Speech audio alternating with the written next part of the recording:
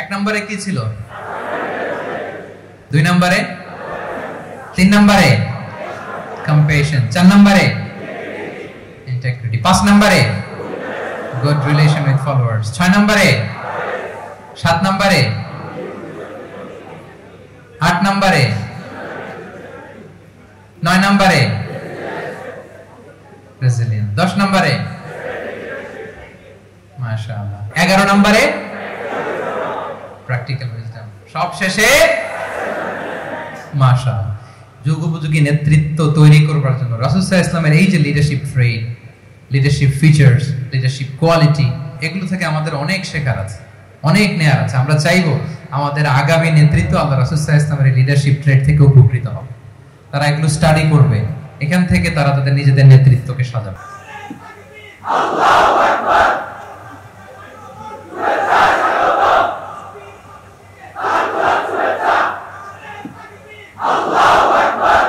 যে টপিকটির উপর আজকের সিরাত প্রোগ্রামে কিছু কথা আমি উপস্থাপন করবার চেষ্টা করব সেটা হচ্ছে প্রফেটিক লিডারশিপ, অর্থাৎ নববী নেতৃত্ব। আল্লাহ রাসূল সাল্লাল্লাহু আলাইহি ওয়াসাল্লামের নেতৃত্বের ধরন কেমন ছিল, কৌশলগুলো কেমন ছিল, স্ট্র্যাটেজি কেমন ছিল, রূপরেখা কেমন ছিল, এবং সেখান থেকে লেসন নিয়ে বর্তমান নেতৃত্বকে আমরা কিভাবে আরো ডেভেলপ করতে পারি, ইমপ্রুভ করতে পারি, এ নিয়ে সামান্য কিছু কথা আজকের এই প্রোগ্রামে আমি উপস্থাপন করার চেষ্টা করব ইনশাআল্লাহ বিইذنিল্লাহ। তো মূল আলোচনাতে যাওয়ার আগে আমাদের শুরুতে নেতৃত্ব জিনিসটা কি, what is leadership, what is the essence of leadership, এই বিষয়টা ক্লিয়ার হতে হবে। এটা ক্লিয়ার হলে আমরা পুরো আলোচনাটা খুব ভালো করে উপভোগ করতে পারবো ইনশাআল্লাহ। আমি অডিয়েন্সের মধ্য থেকে শুনতে চাই যে নেতৃত্ব বলতে আমরা আসলে কি বুঝি, হোয়াট ইজ লিডারশিপ। কেউ কি আপনারা বলবেন যে হোয়াট ইজ লিডারশিপ, নেতৃত্ব মানে কি? Nose the way, shows the way, goes the way, যে রাস্তা চিনে, রাস্তা দেখায়, নিজে রাস্তা দিয়ে হাঁটে, সে নেতা। আর মাশাআল্লাহ এদিকে ন্যায়ের পথে বা সঠিক পথে পরিচালনা করা। পেছনে এক হাত দেখা যায়, ওই যে এক ভাই। What is leadership to you, বলেন। সিরাতুল মুস্তাকিমের দিকে নিয়ে যেতে হবে। আর combining here and hereafter, দুনিয়া এবং আখিরাত দুইটাকে কম্বাইন করতে হবে। ঠিক আছে, অনেক সুন্দর সুন্দর কথা আসছে, সামহাউ কানেক্টেড এগুলো লিডারশিপের সাথে। কিন্তু লিডারশিপ বলতে বেসিকলি যেটা বোঝায় বা আমি যেটা বুঝি, লিডারশিপ মানে অন্যকে প্রভাবিত করবার ক্ষমতা, এটাই হচ্ছে মূলত লিডারশিপ। নেতৃত্ব মানে আপনার যদি অন্যকে ইনফ্লুয়েন্স করার ক্ষমতা থাকে, আপনার যদি মানুষকে ম্যানেজ করার ক্ষমতা থাকে, প্রভাবিত করবার ক্ষমতা থাকে, এটাই basically leadership. If you can influence people then you are a leader, সাধারণত এইটাই। তারপর অন্যান্য যেগুলো আসলো, knows the way, shows the way, goes the way, এগুলো অনেক স্কলাররা বলেছেন। তাহলে প্রথম কথা হচ্ছে, যদি আমরা অন্যকে প্রভাবিত করতে পারি তাহলে বাই ডিফল্ট আমি নেতা হয়ে উঠি। আই রিপিট, আমি আবার বলছি, যদি অন্যদেরকে আমরা প্রভাবিত করবার ক্ষমতা রাখি, ইনফ্লুয়েন্স করবার ক্ষমতা রাখি, তাহলে বাই ডিফল্ট আমরা কি হয়ে উঠি?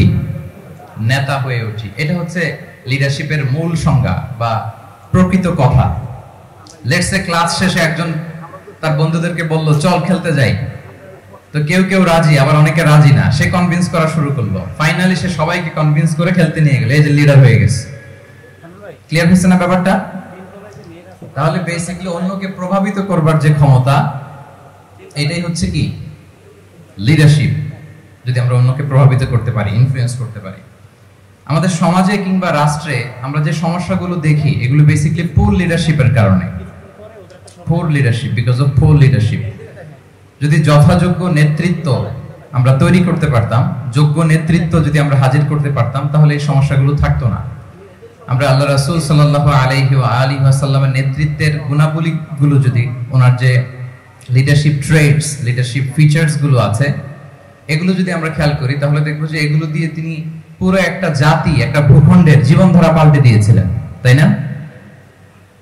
তাহলে নেতৃত্বের দিক থেকে অ্যাজ এ লিডার তিনি কতটা সফল, এটা খুব ক্লিয়ার আমাদের কাছে। আমরা এখন দেখার চেষ্টা করব যে রাসূল সাল্লাল্লাহু আলাইহি ওয়াসাল্লামের লিডারশিপটা আসলে কোন ধরনের লিডারশিপ ছিল, কোন ধরনের নেতৃত্ব ছিল, এবং সেখান থেকে বর্তমান সময়ে আমরা কি করে যুগোপযোগী নেতৃত্ব তৈরি করতে পারি। প্রথম যেটা বলতে হবে সেটা হচ্ছে আল্লাহ রাসূল সাল্লাল্লাহু আলাইহি ওয়া আলিহি ওয়াসাল্লামের নেতৃত্বটা ছিল সার্ভেন্ট লিডারশিপ। সার্ভেন্ট লিডারশিপ মানে হচ্ছে কাজের মধ্য দিয়ে নেতা হওয়া। বেসিক্যালি আপনি যখন মানুষের কাজে লাগবেন বা কাজে আসবেন তখনই আপনি নেতা। যদি আপনাকে সমাজে কোনো কাজে না লাগে, সমাজে যদি আপনি রেলেভেন্ট হতে না পারেন, কাউকে সাপোর্ট করতে না পারেন, গাইড করতে না পারেন, তাহলে তো নেতা হয়ে ওঠা আপনার পক্ষে সম্ভব হবে না। তাহলে যদি কাজে লাগা যায় মানুষের, আপনি যদি কাজে লাগেন, আপনি যদি মানুষের উপকারে আসেন, তাহলে by default you are a leader. If you are society oriented, if you are people oriented, if you are service oriented, by default you are a leader. আমরা যদি আল্লাহ রাসূল সাল্লাল্লাহু আলাইহি ওয়া আলিহি ওয়াসাল্লামের জীবনের দিকে একটু খেয়াল করি, তাহলে দেখবো যে নবী হওয়ার আগেও কিন্তু আল্লাহ রাসূল সাল্লাল্লাহু আলাইহি ওয়াসাল্লামের এই ক্যারেক্টারিস্টিক্স গুলো ছিল, এই ফিচার গুলো ছিল। উনি মানুষের অনেক কাজে এসেছেন, তিনি মানুষকে সাপোর্ট করতেন, বিপদে তাদের পাশে দাঁড়াতেন, তাই না? তিনি তো অফিসিয়ালি 40 বছর বয়সে নবী হলেন, যদিও আল্লাহর এলেমে তিনি অনেক আগে থেকেই নবী। কিন্তু দুনিয়াতে আল্লাহ রাসূল সাল্লাল্লাহু আলাইহি ওয়াসাল্লাম যখন 40 বছর বয়সে উপনীত হলেন, তখনই তো হেরা গুহায় নাজিল হলো, ইকরা বিসমি রাব্বিকাল্লাযী খালাক, read in the name of your lord who has created. এই যে 5টা আয়াত নাজিল হলো, উনি নিয়ে আসলেন, কাঁপতে লাগলেন। খাদিজা রাদিয়াল্লাহু তাআলা আনহার কাছে বললেন যে মনে হয় আমি মারা যাব, আমাকে কম্বল চাপা দাও, আমার ভয় লাগছে, আমি কাঁপছি। তখন খাদিজা রাদিয়াল্লাহু তাআলা আনহা ওনাকে আশ্বস্ত করলেন, ওয়াল্লাহি লা ইউখজিকাল্লাহু আবাদা, আপনি ভয় পাবেন না, আল্লাহ আপনাকে অপদস্থ করবেন না। ইন্নাকা লা তাসিলুর রাহিমা ওয়া তাসদুকুল হাদিসা, নিশ্চয়ই আপনি আত্মীয়তার সম্পর্ককে বজায় রাখেন, আপনি সব সময় সত্য কথা বলেন। ওয়া তাহমিলুল কাল্লা, আপনি মানুষের বোঝা বয়ে দেন। ওয়া তাকসিবুল মা'দুমা, যার উপার্জন করার কোনো সক্ষমতা নেই তার জন্য আপনি উপার্জন করেন, তাকে আপনি ফিনান্সিয়াল সাপোর্ট করেন। ওয়া তাকরিউদ দাইফা, আপনি মেহমানকে খাওয়ান। ওয়া তুঈনু আলা নাওয়াইবিল হক, সত্য যেখানে বিপন্ন সেখানে আপনি সত্যের বীর সেনানী হয়ে দাঁড়িয়ে যান। তো এই ফিচার যাদের মধ্যে থাকে, এমন ব্যক্তিত্বকে আল্লাহ তাআলা কখনোই অপমান করতে পারেন না। আপনি চিন্তিত হবেন না, ডোন্ট ওয়ারি অ্যাবাউট ইট, কোনো ভয় নাই, কোনো চিন্তা নাই, আপনি আশ্বস্ত হন। তাহলে দেখেন, এই যে 6টা গুণের কথা খাদিজা রাদিয়াল্লাহু তাআলা আনহা বললেন, এগুলো কিন্তু রাসূল সাল্লাল্লাহু আলাইহি ওয়াসাল্লাম নবী হওয়ার আগের গুণ। অর্থাৎ 40 বছর বয়সে তিনি উপনীত হওয়ার আগেই ওনার এই অভ্যেস ছিল যে উনি অন্যের বোঝা বইয়ে দিতে হেল্প করতেন, মানুষকে সাপোর্ট করতেন। যার উপার্জন করার সুযোগ নাই, ক্ষমতা নাই, তাকে তিনি উপার্জন করে দিতেন, মানে তাকে ফিনান্সিয়ালি সাপোর্ট করতেন, মেহমান খাওয়াতেন। তার মানে নবী হওয়ার আগেই উনি জনকল্যাণমূলক কাজে নিজেকে সম্পৃক্ত রেখেছেন। মানুষকে তিনি সাপোর্ট করতেন, মানুষকে হেল্প করতেন, উনি মানুষের কাজে লাগতেন। আর যে মানুষের কাজে লাগে, মানুষের উপকারে আসে, জনকল্যাণমূলক কাজে নিজেকে সম্পৃক্ত রাখে, বাই ডিফল্ট সে নেতা, বাই ডিফল্ট সে কি নেতা হয়ে যায়। তাহলে to serve before to lead, নেতৃত্ব এটা আসলে পজিশনের সাথে সম্পৃক্ত না, ইটস অল অ্যাবাউট ইনফ্লুয়েন্স। আপনার বাবা নেতা ছিল, আপনি ছেলে, তো আপনি নেতা, এটাকে নেতৃত্ব বলে না। আপনি যদি মানুষকে প্রভাবিত করবার ক্ষমতা হাসিল করেন, মানুষের কাজে আসেন, আপনাকে যদি সমাজে কাজে লাগে, আপনি মানুষকে সাপোর্ট করেন, তখন আপনি নেতা হয়ে ওঠেন। তাহলে রাসূল সাল্লাল্লাহু আলাইহি ওয়াসাল্লামের লিডারশিপটা যদি বুঝতে হয়, প্রথম কথা হচ্ছে ওনার লিডারশিপের প্যাটার্নটা ছিল সার্ভেন্ট লিডারশিপ, মানে সার্ভিস দেওয়ার মধ্য দিয়ে উনি নেতা বনে গেছেন। নবী হওয়ার আগেই ওনার মধ্যে এই ট্রেড ছিল, উনি মানুষকে সার্ভিস দিতেন। আরবিতেও একটা কথা আছে, সাইয়্যিদুল কওমি খাদিমুহুম, মানে যিনি সমাজের নেতা তিনি হবে সমাজের সবচেয়ে বড় খাদেম। যিনি নেতা হবেন তিনি সমাজের সবচেয়ে বড় কি হবেন? খাদেম হবেন। তাহলে রাসূলুল্লাহ সাল্লাল্লাহু আলাইহি ওয়া আলিহি ওয়াসাল্লামের লিডারশিপটা ছিল সার্ভেন্ট লিডারশিপ। আমি টোটাল, যদি সময় আমাকে পারমিট করে, বসার যে সিটিং ক্যাপাসিটি তার চেয়ে শ্রোতা মাশাআল্লাহ অনেক বেশি, সাফোকেটিং হচ্ছে। যদি আপনারা অধৈর্য না হয়ে যান, মোট 12টা পয়েন্ট আলোচনা করবার চেষ্টা করবেন ইনশাআল্লাহ। তাহলে প্রথম পয়েন্টটা হচ্ছে, আমি আবার মাঝে মাঝে একটু জিজ্ঞেস করব, দেখবো যে আছেন কিনা আমার সাথে। প্রথম পয়েন্টটা হচ্ছে, প্রথম পয়েন্টটা কি? এই তো বলতে পারছে একজন, সবাই বলি প্রথম পয়েন্টটা কি? সার্ভেন্ট লিডারশিপ, মানে to serve before to lead. নেতা হওয়ার আগে খাদেম হইতে হবে। কি হইতে হবে? খাদেম হইতে পারলে আপনি বাই ডিফল্ট কি? নেতা। তাহলে আল্লাহ রাসূল সাল্লাল্লাহু আলাইহি ওয়া আলিহি ওয়াসাল্লামের নেতৃত্বের প্রথম কথা হচ্ছে ওনার লিডারশিপ প্যাটার্নটা ছিল সার্ভেন্ট লিডারশিপ। এটা হচ্ছে নাম্বার 1। 2 নাম্বার কথা হচ্ছে নেতৃত্বের জন্য যেটা লাগে সেটা হচ্ছে কম্পিটেন্স। কিছু কম্পিটেন্স লাগে, এর মধ্যে অন্যতম কম্পিটেন্স হচ্ছে এলোকোয়েন্স, বাগ্মিতা, বক্তব্যের পারঙ্গমতা। এটা লাগে, মানে যিনি নেতা হবেন তিনি কথা বলতে জানতে হবে, কথা বলতে পারতে হবে। এবার বলেন তো আল্লাহ রাসূল সাল্লাল্লাহু আলাইহি ওয়াসাল্লামের এই কোয়ালিটিটা ছিল কি ছিল না? অসাধারণ কমিউনিকেশন স্কিল ছিল আল্লাহ রাসূল সাল্লাল্লাহু আলাইহি ওয়াসাল্লাম। এবং ওনার পাবলিক স্পিকিং এর যে কি দক্ষতা, আমরা ওনার বিভিন্ন বক্তব্যে, ওনার জুমার খুতবায়, ওনার বিভিন্ন আলোচনায়, বক্তব্যগুলো থেকে আমরা বুঝতে পারি। তাহলে নেতা হইতে হলে তার এলোকোয়েন্স লাগে, বাগ্মিতা লাগে। একজন মানুষ সর্বপ্রথম কোন জিনিসের প্রেমে পড়ে জানেন? কথার প্রেমে পড়ে। কিসের? কথার প্রেমে পড়ে। কথার ধরন, কণ্ঠস্বর, তার অ্যাটিটিউড, তার শব্দের জাদু, এটা মানুষের হৃদয়কে জয় করে ফেলে। আল্লাহ রাসূল সাল্লাল্লাহু আলাইহি ওয়াসাল্লাম তিনি নিজেও বলেছেন, ওয়া ইন্না মিনাল বায়ানি লা সিহরা, কিছু কিছু বক্তব্যের মধ্যে জাদু আছে। তো রাসূল সাল্লাল্লাহু আলাইহি ওয়াসাল্লামের এই এলোকোয়েন্স ছিল, এলোকোয়েন্স। তিনি বলতেন, উতিতু জাওয়ামিউল কালিম, আল্লাহ তাআলা আমাকে সর্বমর্ম বাচন ভঙ্গির অধিকারী করেছেন। মানে উনি যেটা বলতেন এটা ছিল very precise in wording but comprehensive in meaning. Precise in wording, শব্দের বিবেচনা এটা খুবই precise and clear, but comprehensive in meaning. এটার যে দোতনা, এটার যে appeal to the heart of the people, to the heart of the listener, এটা অসাধারণ, মানুষের হৃদয়কে জয় করে ফেলতো। আল্লাহু আকবার। তাহলে নেতা হইতে হইলে তার কমিউনিকেশন স্কিল লাগবে, কি বলেন? লাগবে?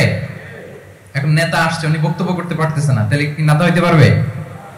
পারবে না। তাহলে পাবলিক স্পিকিং, কমিউনিকেশন স্কিল, এটা ইটস এ মাস্ট, এটা নেতার লাগবে। যেমনটি রাসূলুল্লাহ সাল্লাল্লাহু আলাইহি ওয়াসাল্লামের ছিল। উনি সর্বমর্ম বাচন ভঙ্গির অধিকারী ছিলেন, বলতেন কম কিন্তু এটার অ্যাপিল ছিল অনেক বেশি, এটার ব্যাখ্যা হয়ে যেত অনেক। রাসূল সাল্লাল্লাহু আলাইহি ওয়াসাল্লামের সবচাইতে বড় ভাষণটি ছিল বিদায় হজের ভাষণ, খুব সম্ভবত।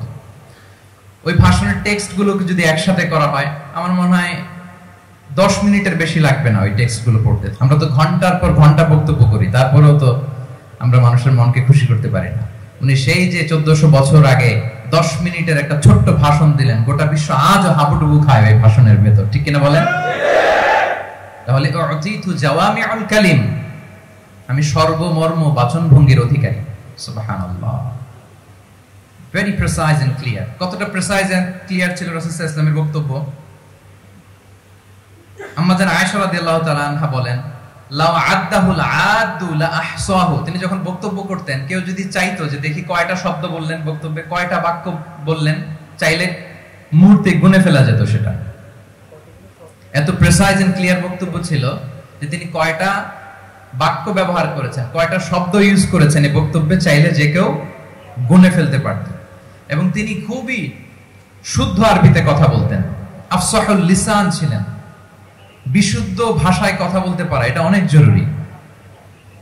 রাসূল সাল্লাল্লাহু আলাইহি ওয়াসাল্লাম অত্যন্ত বিশুদ্ধ আরবিতে কথা বলতেন, এবং বিশুদ্ধ আরবি জানাটা বা বিশুদ্ধ ভাষাটা এত জরুরি যে আল্লাহ তাআলা তার প্রিয় হাবিবকে এই বিশুদ্ধ ভাষা শেখানোর জন্য মায়ের বুকের দুধ খাওয়া থেকে বঞ্চিত রেখেছিলেন।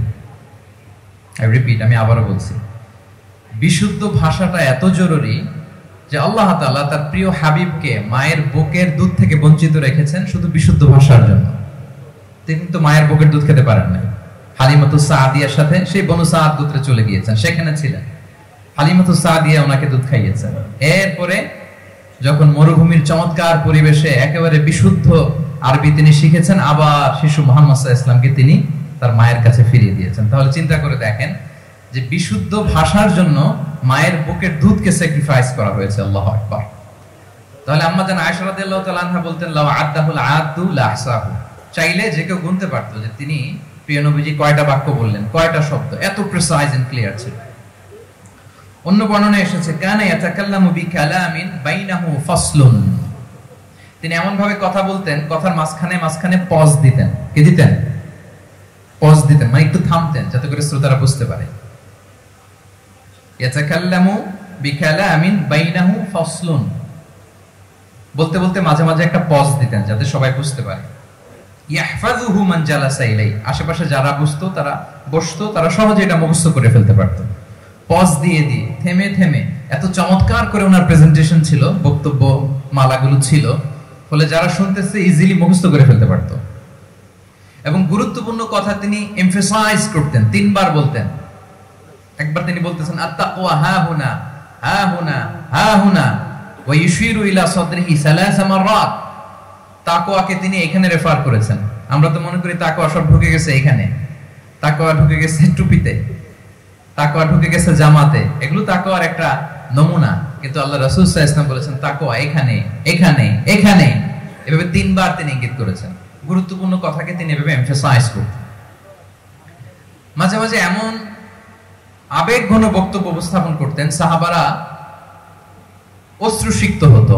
ওয়াজিলাত মিনহাল কুলুব যারাফাত মিনহাল উয়ুন, সাহাবারা বলতেন যে আমরা অশ্রুসিক্ত হতাম, আমাদের হৃদয় বিগলিত হতো। এত চমৎকার মর্মস্পর্শী বক্তব্য তিনি করতেন।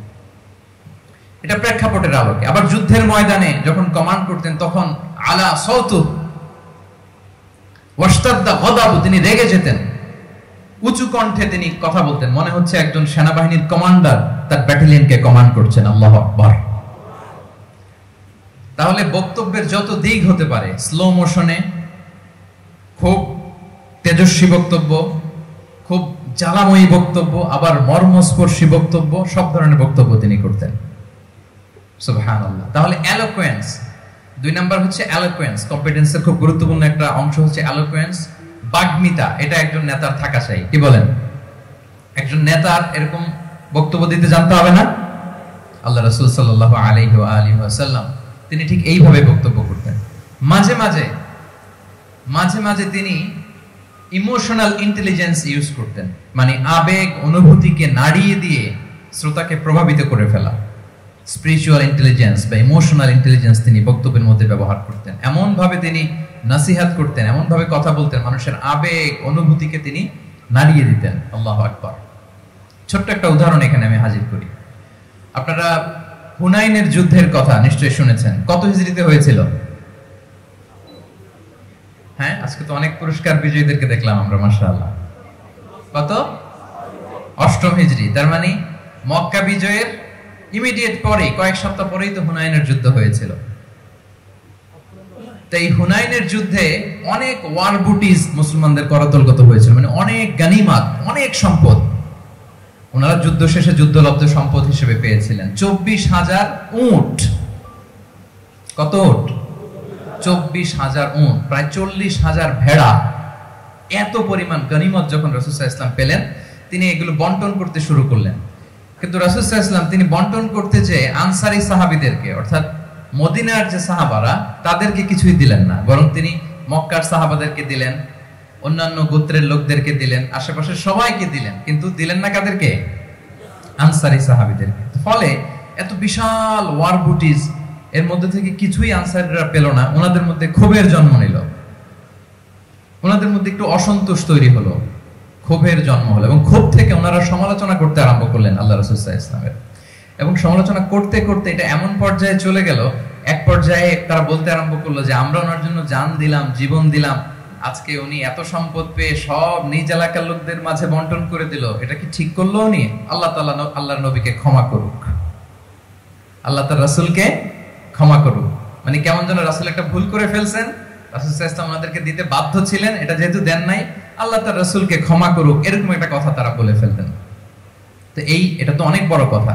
আল্লাহ রাসূল সাল্লাল্লাহু আলাইহি ওয়া আলিহি ওয়াসাল্লাম যখন এই কথা শুনলেন, তখন তিনি আনসারী সাহাবীদেরকে জড়ো করে একটা গেট টুগেদার করে এমন ইমোশনালি ওনাদেরকে কাবু করলেন, ইমোশনাল ইন্টেলিজেন্স ইউজ করলেন। এখানে তারা এসেছিল ক্ষোভ নিয়ে, অসন্তোষ নিয়ে, পরে সবাই কান্না করে রাসূল সাল্লাল্লাহু আলাইহি ওয়াসাল্লামের কাছে ক্ষমা চেয়ে সেই মজলিস থেকে উঠতে বাধ্য হয়েছে। তিনি সবাইকে ডেকে বললেন, ইয়া মা'আশারাল আনসার, আলাম আতিকুম দুল্লালান ফাহাদাকুমুল্লাহ ওয়া আলাতান ফাআগনাকুমুল্লাহ ওয়া আ'দাআন ফাআল্লাফাল্লাহু বাইনা কুলুবিকুম। চমৎকার চমৎকার এক্সপ্রেশন, যে ওহে আনসাররা, আমি কি তোমাদেরকে পথভ্রষ্ট পাইনি, পথহারা পাইনি? আমার ওসিলায় তোমরা হেদায়েতের দেখা পেয়েছো। আমি কি তোমাদেরকে নিঃস্ব পাইনি? আমার ওসিলায় তোমরা সমৃদ্ধ হয়েছে, সম্পদশালী হয়েছে। আমি কি তোমাদেরকে যুদ্ধরত অবস্থায় পাইনি? আউস খাজরাজ তোমরা তো ফাইট করতেছিলে ইচ আদার। আমি যে তোমাদের মধ্যে সম্প্রীতি আর ভালোবাসার মেলবন্ধনে তোমাদেরকে একত্রিত করে দিলাম।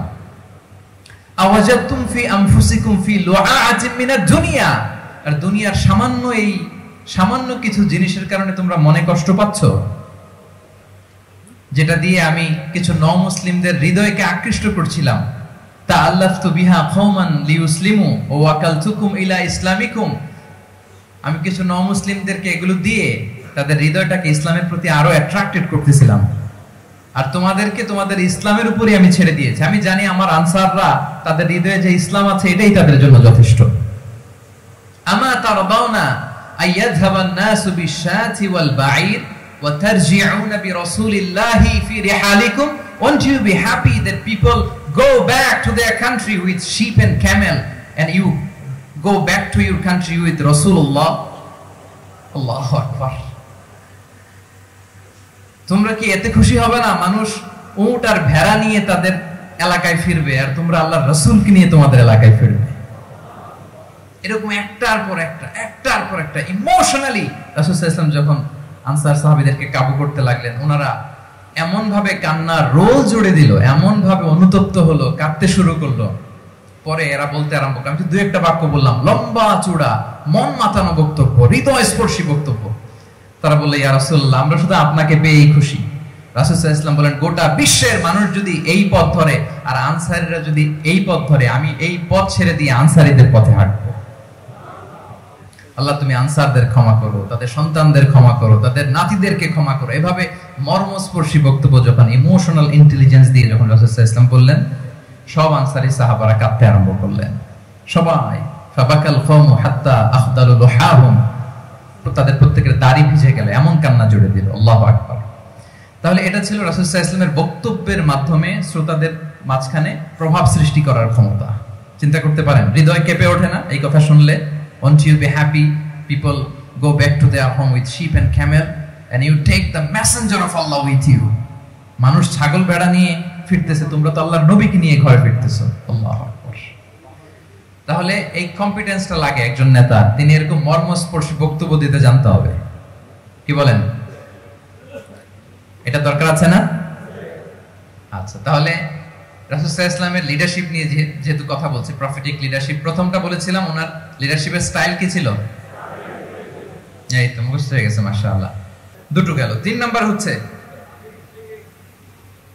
আল্লাহ রাসূল সাল্লাল্লাহু আলাইহি ওয়া আলিহি ওয়াসাল্লামের নেতৃত্বের গুণাবলীগুলো যদি আমরা লিস্ট ডাউন করি, 3 নাম্বার হচ্ছে কম্পেশন। কম্পেশন, a leader should be compassionate. 3 number হচ্ছে কম্পেশন, মানে সফট হার্টেড, দয়াদ্র হৃদয় হতে হবে। আপনি মানুষের দুঃখ যদি আপনাকে কাঁদায় তবেই আপনি নেতা। কি বলেন? মানুষের দুঃখ দেখে, কষ্ট দেখে যদি আপনার মধ্যে কান্না আসে বুক ফেটে, তবেই আপনি নেতা। তাহলে দয়াদ্র হতে হয় নেতাকে, তাকে দয়ালু হতে হয়, কম্পেশনেট হতে হয়, দয়াদ্র হৃদয়ের হতে হয়। আমরা আল্লাহ রাসূল সাল্লাল্লাহু আলাইহি ওয়াসাল্লামের দিকে যদি তাকাই, ওনার তো একটা উপাধি হচ্ছে রাহমাতাল লিল আলামিন। আল্লাহ রাসূল সাল্লাল্লাহু আলাইহি ওয়াসাল্লামের উপাধি কি? ওমা আরসালনাকা ইল্লা রাহমাতাল লিল আলামিন, we have not sent you but as mercy for all the worlds। নবী হে, আপনাকে সবার জন্য আমি মার্সি করে পাঠিয়েছি, রাহমা করে পাঠিয়েছি। আপনি সবার জন্য রহমত, মানুষের জন্য, ম্যানকাইন্ড, জিনকাইন্ড, অ্যানিমালস, সবার জন্য আপনি রাহমা, মার্সি। তাহলে একজন মানুষ যখন নেতা হয়ে উঠতে চাইবে, নেতৃত্বের অন্যতম একটা লিডারশিপ ট্রেট হচ্ছে কম্পেশন। অন্যের ব্যথায়, অন্যের দুঃখে তার কান্না আসতে হবে, সফট হার্টেড হইতে হবে তাকে, মাঝে মাঝে দয়াদ্র হৃদয়ের হতে হবে, তবেই সে নেতা। রাসূল সাল্লাল্লাহু আলাইহি ওয়াসাল্লাম কতটা দয়াদ্র ছিল, আল্লাহ তাআলা অন্য আয়াতে বলছেন, ফাবিমা রাহমাতিন মিনাল্লাহি লিনতা লাহুম ওয়ালাউ কুনতা ফাদদান গালিযাল কলবি লানফাদ্দু মিন হাওলিক। নবী হে, আল্লাহর অশেষ অনুগ্রহে আপনি খুব কোমল ভাষী হয়েছেন, কোমল হৃদয়ের হয়েছেন। লিনতা লাহুম, সবার জন্য আপনি সফট হার্টেড হয়েছেন আল্লাহর অনুগ্রহে। যদি আপনি সফট হার্টেড না হয়ে আপনি যদি কঠোর হৃদয়ের অধিকারী হতেন তাহলে এখন লোকেরা যেমনি আপনাকে ঘিরে রাখে আপনার চারিপাশে সবাই ঘিরে রাখতো না। আল্লাহু আকবার। সাহাবারা সব সময় রাসূল সাল্লাল্লাহু আলাইহি ওয়াসাল্লামের সঙ্গ পেতে চাইতো, অ্যাকম্পানি চাইতো, ঘিরে রাখতো। এমনকি অনেক সাহাবীর ঘরে ভালো না লাগলে রাসূল সাল্লাল্লাহু আলাইহি ওয়াসাল্লামের কাছে চলে আসতো। এমনকি অনেক সাহাবী বলতেন যে আমার পেটে ক্ষুধা লাগলেই আমি রাসূলের কাছে যেতাম, কারণ রাসূলের চেহারা দেখলে আমার পেটের ক্ষুধা উধাও হয়ে যেত। ফাবিমা রাহমাতিন মিনাল্লাহি লিনতা লাহুম, নবী হে আল্লাহর অনুগ্রহে আপনি কোমল ভাষী হয়েছেন। তাহলে কোমল ভাষী, কোমল হৃদয়ের হওয়া, সফট হার্টেড হওয়া, দয়াদ্র চিত্তের হওয়া, এটা অন্যতম একটা লিডারশিপ ট্রেট। এত দয়াদ্র ছিলেন, আল্লাহ তাআলা বলছেন ফালাআল্লাকা বাখিউন নাফসাকা আলা আসারিহিম ইল্লাম ইউমিনু বিহাদাল হাদীসি আসাফা। রাসূল সাল্লাল্লাহু আলাইহি ওয়াসাল্লাম বারবার মক্কার কুরাইশদের কাছে যেত, বারবার কাফিরদের কাছে যেত, যেন তারা ঈমান আনে, যেন তারা খারাপ রাস্তা ছেড়ে দিয়ে ভালো রাস্তায় আসে। বারবার চিন্তা করতো যে ইস, কেন তারা লা ইলাহা পড়ে না, কেন তারা সত্যের পথে ফিরে আসে না। হায় রে, একটুর জন্য তো তারা সামান্য আমার কথাটা শুনলেই তো বেঁচে যেত, ইস একটু আমার কথা মানলেই তো জাহান্নাম থেকে বেঁচে যেত। এরকম অস্থির হয়ে তাদের পেছনে ছুটতেন। আল্লাহ তাআলা বলেছেন নবী হে আপনি ওদের পেছনে ছুটতে ছুটতে আপনি তো নিজেকেই শেষ করে দিবেন। বাখিউন নাফসাক, আপনি তো নিজের দিকে খেয়াল করছেন না, নিজের শরীরের দিকে খেয়াল করছেন না, নিজের স্বাস্থ্যের দিকে, সময়ের দিকে, আপনি পাগল পাড়া হয়ে তাদেরকে বাঁচানোর জন্য ছুটছেন। তাহলে কতটা দয়াদ্র কোমল হৃদয়ের অধিকারী হলে যে কাফেররা রাসূল সাল্লাল্লাহু আলাইহি ওয়াসাল্লামকে ফিজিক্যালি মেন্টালি এমন কোনো টর্চার নেই করে নাই, তাদের পিছনে পিছনে ছুটতেন তিনি। হায় রে, একটু যদি ঈমানের রাস্তায় আনা যায়, কোনোভাবে যদি তাদেরকে বুঝিয়ে কনভিন্স করা যায়, তাহলে কম্প্যাশনেট, দয়ালু হওয়া, এটা নেতৃত্বের অন্যতম একটা গুণ। আপনার হৃদয়ে দয়া থাকতে হবে, মায়া থাকতে হবে সবার জন্য, কারণ নেতা তিনি তো সবার। লেটস সে বাংলাদেশের যিনি প্রধানমন্ত্রী হবেন, আরো রেলেভেন্ট হয়ে যাচ্ছে এখন কথা, সামনে তো নির্বাচন আসতেছে, সো কেউ না কেউ তো প্রধানমন্ত্রী হবে। তো উনি যখন প্রধানমন্ত্রী হবে, ধরেন উনি কি শুধু ওনার দলের প্রধানমন্ত্রী হবেন? তাহলে উনি 18 কোটি মানুষের প্রধানমন্ত্রী হবেন, ঠিক কিনা বলেন? তাহলে সবার জন্য ওনার হৃদয়ে দয়া, ভালোবাসা, এটা থাকার দরকার আছে না নাই? তিনি সবার প্রতি কোমল হৃদয়ের হইতে হবে, দয়াদ্র হইতে হবে। প্রধানমন্ত্রী উনি শুধু নিজ দলের প্রধানমন্ত্রী নন, 18 কোটি মানুষের প্রধানমন্ত্রী। তাহলে সফট হার্টেড হইতে হবে। রাসূল সাল্লাল্লাহু আলাইহি ওয়াসাল্লামের মধ্যে এটা ছিল। সব সময় তিনি মাজলুমদের পাশে থাকতেন। আপনারা হিলফুল ফুজুলের কথা জানেন। ওনার বয়স যখন 35, ইয়ামানের এক ব্যবসায়ী আসছিল মক্কায় ব্যবসা করতে। পণ্য বিক্রির পরে আস ইবনে ওয়াইল নামে এক দুষ্ট জালেম, সে পণ্য নিয়ে বলে আমরা এই এলাকার লোক, আমরা দাম দিব না, কি করতে পারো করো। এই লোক কান্না জুড়ে দিল। তার কান্না দেখে রাসূল সাল্লাল্লাহু আলাইহি ওয়াসাল্লামের হৃদয়ে দয়া হলো। তিনি ওনার চাচা জুবাইর ইবনে আব্দুল মুত্তালিব সহ ওনার মতো যারা ইয়াং স্টার আছে সবাইকে নিয়ে একটা সংঘ করলেন। এটাই তো হালাফুল ফুদুল, মূলত নাম হচ্ছে হালাফুল মুত্তাইয়িবিন। জাহেলি যুগে ওনাদের প্রথা ছিল, কোন একটা ভালো কাজে কেউ যখন এক হতো, রং ভর্তি বালতির ভেতরে হাত ঢুকিয়ে তারা পাথরের মধ্যে ওই হাতের ছাপ দিত, সবাই ওইখানে ছাপ দিত। ফলে কাইন্ড অফ কভেনেন্ট, এটা একটা চুক্তির মতো যে আমরা চুক্তিবদ্ধ হলাম, এগ্রিমেন্ট করলাম যে আমরা সবাই এক। তো রাসূল সাল্লাল্লাহু আলাইহি ওয়াসাল্লাম ওনার মতো ইয়াংস্টারদেরকে নিয়ে এই হালাফুল মুত্তাইয়িবিন বা হালাফুল ফুদুল করেছেন। এবং এটার মূল কথা ছিল, মূল স্লোগান ছিল নাহনু মাআল মাজলুম দিদ্দা যালিম, আমরা সবসময় মাজলুমের পক্ষে থাকবো, জালিমের বিপক্ষে। এটা ছিল হিলফুল ফুজুলের কি মূল শিক্ষা। এভাবে সব সময় তিনি মাজলুমদের সাথে ছিলেন। শ্রমিক সাহাবীদেরকে বড্ড ভালোবাসতেন, শ্রমজীবীদেরকে বড্ড ভালোবাসতেন। এমনকি বিদায় হজের মতো এরকম গুরুত্বপূর্ণ ভাষণও শ্রমজীবীদের কথা বাদ যায়নি, গরিবদের কথা বাদ যায়নি। আরিকাআকুম আতঈমুহুম মিম্মা তাআকুলুন ওয়ালবাসুহুম মিম্মা তালবাসুন। খবরদার, সেদিনও বলেছিলেন সেই বিদায় হজের ভাষণে, তোমরা তোমাদের শ্রমজীবী লোকদের কথা ভুলে যেও না, তোমাদের স্টাফদের কথা, তোমাদের দাস দাসীদের কথা। তোমরা যা খাবে সেখান থেকে তাদেরও খাওয়াবে, তোমরা যে পোশাক পরবে সেখান থেকে তাদেরও পোশাকের ব্যবস্থা করবে। আল্লাহু আকবার। তাহলে রাহমাতাল লিল আলামিন, তিনি ছিলেন কম্প্যাশনেট, দয়ালু হৃদয়ের অধিকারী। তাহলে নেতা হইতে হলে তার হৃদয়ে কি থাকা লাগবে? দয়া। তাহলে 3 নম্বর পয়েন্টটা কি? হ্যাঁ কি সবাই বলি 3 নম্বর পয়েন্টটা কি? কম্প্যাশন, অনুগ্রহ বা দয়া। এটা একজন নেতার হৃদয়ে থাকা চাই। 4 নম্বরে হচ্ছে ইন্টিগ্রিটি। ইন্টিগ্রিটি মানে সততা, নৈতিকতা থাকতে হবে। এটা অন্যতম একটা লিডারশিপ ট্রেট। এটার বড় ক্রাইসিস এখন ইন্টিগ্রিটির। রাসূল সাল্লাল্লাহু আলাইহি ওয়াসাল্লামের লিডারশিপটা ছিল এথিক্যাল লিডারশিপ, কিন্তু এইটার অনেক বড় ক্রাইসিস আমাদের সমাজে, আমাদের নেতৃত্বের মাঝে। কি বলেন? নৈতিকতার ঘাটতি আছে না? নৈতিকতা বিবর্জিত নেতৃত্ব, এটা দিয়ে কিছুই হয় না। একটা জাতির ধ্বংসের জন্য নৈতিকতা বিবর্জিত নেতৃত্বই যথেষ্ট। এজন্য নৈতিকতা লাগবে, ইন্টিগ্রিটি, সততা। আমরা যদি আল্লাহ রাসূল সাল্লাল্লাহু আলাইহি ওয়াসাল্লামের নেতৃত্বের দিকে তাকাই, তাহলে ওনার সততা, ওনার সত্যবাদিতা, ওনার আমানতদারিতা নিয়ে যদি আমরা একটু সিরাতের পরতে পরতে খেয়াল করি, এমনকি নবী হওয়ার আগে যদি খেয়াল করি, তাহলে দেখবো যে মক্কার লোকেরা আল্লাহ রাসূল সাল্লাল্লাহু আলাইহি ওয়াসাল্লামকে আস-সাদিক, আল আমিন উপাধিতে ভূষিত করেছেন। সুবহানাল্লাহ, মানে সত্যবাদী, ট্রুথফুল এন্ড ট্রাস্টওয়ার্দি। স্বয়ং মক্কার লোকেরা, মক্কার মুশরিকরা রাসূল সাল্লাল্লাহু আলাইহি ওয়াসাল্লামকে উপাধি দিয়েছিলেন আল আমিন। কি উপাধি দিয়েছিলেন? আল আমিন। তার মানে কখনো মিথ্যা বলেননি, কখনো আমানতের খেয়ানত করেননি। যখন আয়াত নাজিল হলো ওয়া আনজির আশিরাতাকাল আকরাবিন, হে নবী আপনি আপনার নিকট আত্মীয়দেরকে সতর্ক করুন জাহান্নামের আযাবের, তিনি সাফা পাহাড়ের চূড়ায় উঠে গেলেন, ডাকতে আরম্ভ করলেন, ও মক্কার লোকেরা, ও আমার আত্মীয়রা, আমি যদি বলি এই পাহাড়ের পেছনে একদল ঘোড়সওয়ার সশস্ত্র ব্যাটালিয়ন তোমাদেরকে এখনই অ্যাটাক করবে, তোমরা কি বিশ্বাস করবে? আকুনতুম মুসাদ্দিকিয়া, আমার কথা বিশ্বাস করবে? মক্কাবাসী এক বাক্যে কি বলেছিল জানেন? তারা বলেছিল নাম, অবশ্যই বিশ্বাস করব।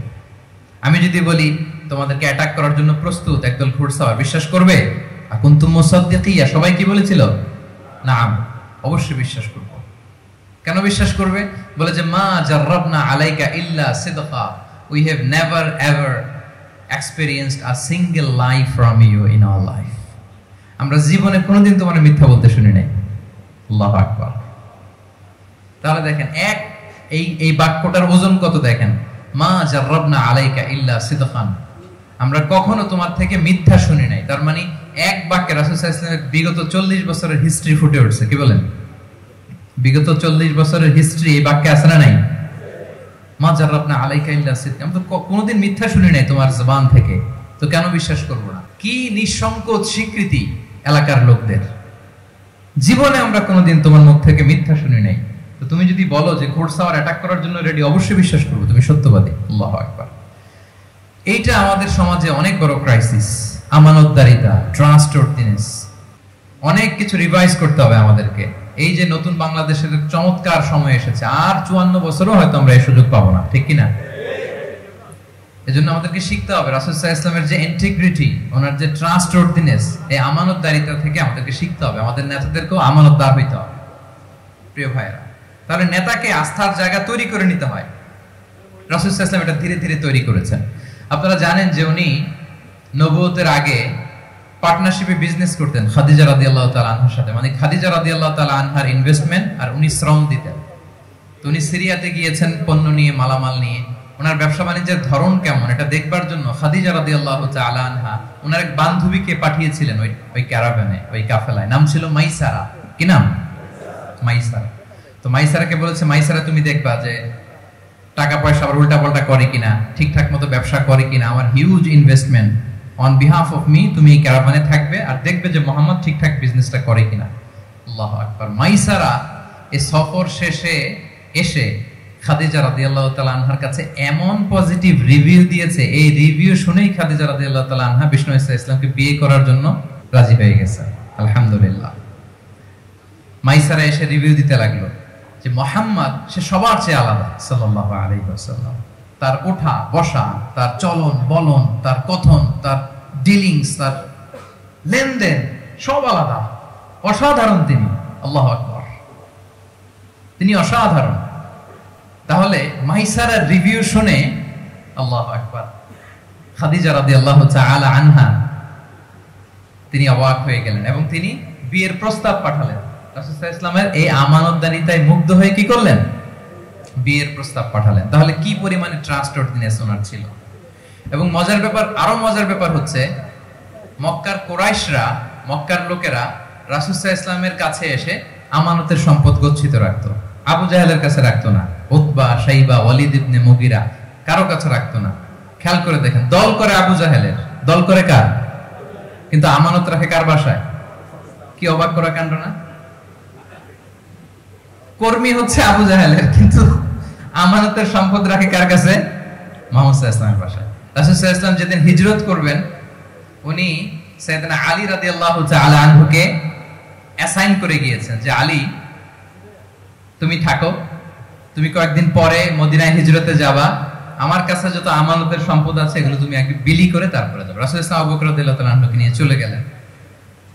আলী রাদিয়াল্লাহু তাআলা আনহুর টানা 3 দিন লেগেছে যে ডেপোজিটগুলো রাসূল সাল্লাল্লাহু আলাইহি ওয়াসাল্লামের কাছে ছিল, আমানতের যে জিনিসগুলো ছিল এগুলো বন্টন করতে সাইয়েদনা আলী রাদিয়াল্লাহু তাআলা আনহু 3 দিন সময় নিয়েছেন। 3 দিন, এত পরিমাণ আমানতের সম্পদ রাসূল সাল্লাল্লাহু আলাইহি ওয়াসাল্লামের কাছে ছিল। আল্লাহু আকবার। তাহলে এই আমানতদারিতা, সততা, অনেস্টি, ট্রাস্টওয়ার্দিনেস, এটা অনেক জরুরি নেতৃত্বের জন্য। নেতা হতে চাইলে তাকে আমানতদার হইতে হবে। যদি একজন ট্রু লিডার কেউ হতে চায়, তার মধ্যে আমানতদারিতা চাই। কি চাই? আমানতদার। তাহলে ইন্টিগ্রিটি। 4 নাম্বার পয়েন্ট কি ছিল? ইন্টিগ্রিটি। আপনারা বোরিং হচ্ছেন না তো? কষ্ট হচ্ছে? আচ্ছা, 5 নম্বরে হচ্ছে good interaction with followers. Good interaction with followers মানে নেতা তার ফলোয়ারের সাথে কি লাগবে? ভালো ইন্টারঅ্যাকশন লাগবে, সুন্দর একটা সম্পর্ক লাগবে, ভালো বোঝাপড়া চাই। একজন ভালো নেতৃত্বের বৈশিষ্ট্য হচ্ছে নেতা তার ফলোয়ারের সাথে কি করবে? ইন্টারঅ্যাক্ট করবে। এখানেই বস আর লিডারের মধ্যে পার্থক্য। বস কি করে? খালি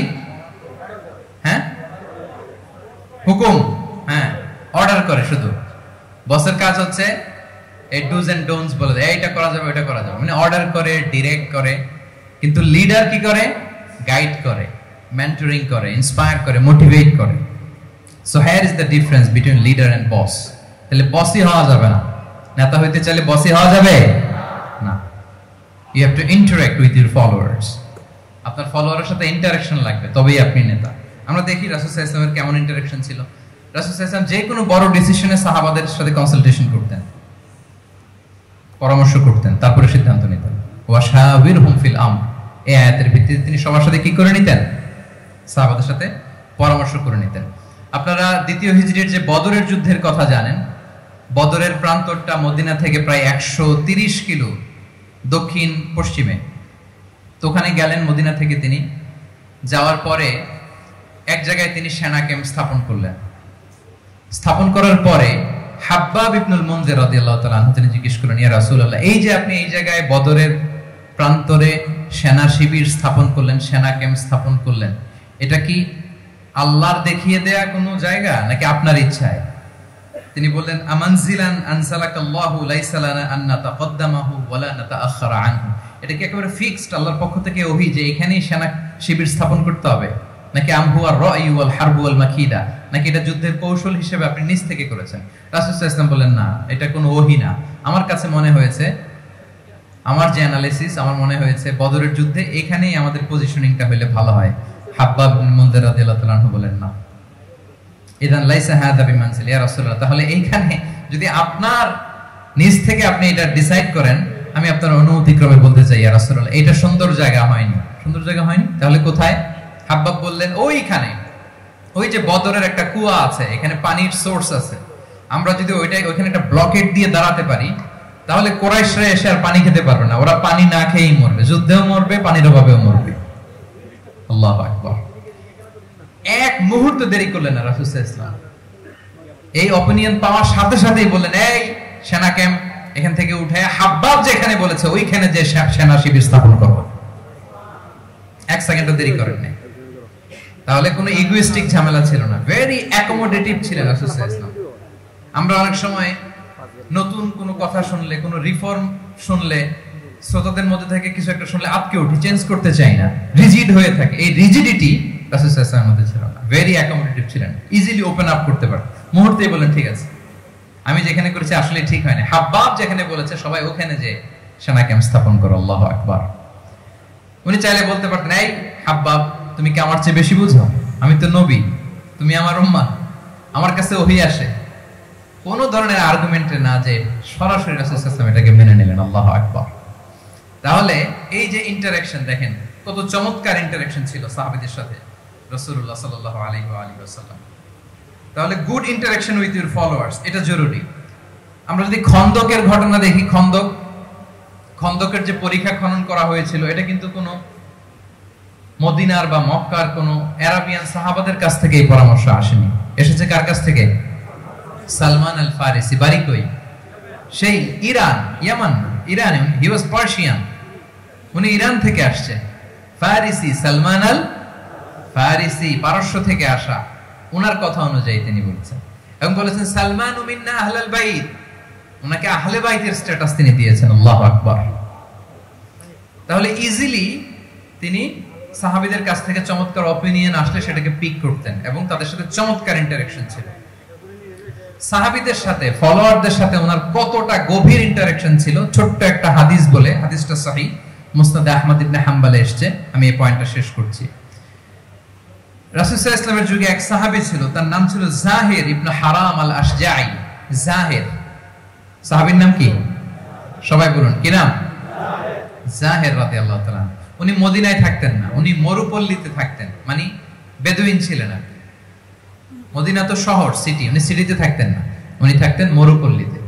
ওখানে তিনি অর্গানিক ফলমূল, শাকসবজি চাষ করতেন। রাসূল সাল্লাল্লাহু আলাইহি ওয়াসাল্লাম ওনার এই অর্গানিক ফলমূল আর শাকসবজি খুব পছন্দ করতেন। ফলে উনি প্রায় সেই মরুপল্লী থেকে রাসূল সাল্লাল্লাহু আলাইহি ওয়াসাল্লামের জন্য অর্গানিক ফ্রেশ ফ্রুট আর শাকসবজি মদিনায় নিয়ে আসতেন এবং এগুলো ফ্রিতে দিতেন রাসূল সাল্লাল্লাহু আলাইহি ওয়াসাল্লামকে অ্যাজ এ গিফট। উপহার হিসেবে রাসূল সাল্লাল্লাহু আলাইহি ওয়াসাল্লামকে মরুপল্লী থেকে চাষ করে আনা ফলমূল, শাকসবজি দিতেন। আর কিছু শাকসবজি, ফলমূল তিনি মদিনার বাজারে বিক্রি করতেন। তো একবার তিনি এসে রাসূল সাল্লাল্লাহু আলাইহি ওয়াসাল্লামকে অর্গানিক এই ফ্রুটগুলো দিয়ে বাকিগুলো মদিনার বাজারে বিক্রি করতেছেন। রাসূলুল্লাহ সাল্লাল্লাহু আলাইহি ওয়াসাল্লাম বাজার ভ্রমণে গেলেন, যে দেখে ওই তো জাহির, উনি আবার কানা রাজুলান দামিমান, একটু কুৎসিত দেখতে, একটু খাটো কুৎসিত শ্যাম বর্ণের ছিলেন। তো ওনাকে দেখে রাসূল সাল্লাল্লাহু আলাইহি ওয়াসাল্লাম পিছন থেকে এরকম ঝাপটে ধরলেন, পিছন থেকে হাগ করলেন। তো পিছন থেকে যখন ঝাপটে ধরলেন, উনি তো দেখতে পারতেছেন না কে ধরলো। উনি বলে মান হাদা আরসিলনি, এই ছাড়ো ছাড়ো, কে কে, কোন লোক আমারে ধরলো, ছাড়ো ছাড়ো করে অস্থির। যখন পিছনে ফিরে দেখে আল্লাহ রাসূল সাল্লাল্লাহু আলাইহি ওয়াসাল্লাম, এখন আর ছাড়াছাড়ি করে না, এখন ওনার পিঠটা রাসূল সাল্লাল্লাহু আলাইহি ওয়াসাল্লামের বুক মোবারকের দিকে আরো লাগায় দিচ্ছে। সুবহানাল্লাহ। এতক্ষণ বলে এই কে, ছাড়ো ছাড়ো। যখন দেখে রাসূল সাল্লাল্লাহু আলাইহি ওয়াসাল্লাম এখন আর তাড়াহুড়ো করতেছে না, এখন ওনার পিঠটা রাসূল সাল্লাল্লাহু আলাইহি ওয়াসাল্লামের বুক মোবারকের সাথে আরো ঠেলে দিচ্ছে। রাসূল সাল্লাল্লাহু আলাইহি ওয়াসাল্লাম এবার মজার ছলে বললেন মাইয়াশতারি হাযাল আব, ফান করে বলতেছেন, এই একটা দাস আছে আমার কাছে, এই লোকটাকে কে কিনবে, আমি বেচবো, কে কিনবে? জাহির রাদিয়াল্লাহু তাআলা আনহু বলেন, ইয়া রাসূলুল্লাহ ইদান ওয়াল্লাহি তাজিদুনি কাসিদান, আমি কালো মানুষ, আমি সস্তা মানুষ, আমারে বেচলে বেশি দাম পাবেন না আপনি, আমি তো সস্তা মানুষ ইয়া রাসূলুল্লাহ। রাসূল সাল্লাল্লাহু আলাইহি ওয়াসাল্লাম বললেন, আনতা লাস্তা ইনদাল্লাহি কাসিদ ইয়া জাহির, হে জাহির তুমি আল্লাহর কাছে সস্তা নও, আনতা ইনদাল্লাহি গালি, তুমি আল্লাহর কাছে বড় দামি। আল্লাহু আকবার। হে জাহির, তুমি, তোমার স্কিন ব্রাইট কালার না, তুমি কুৎসিত,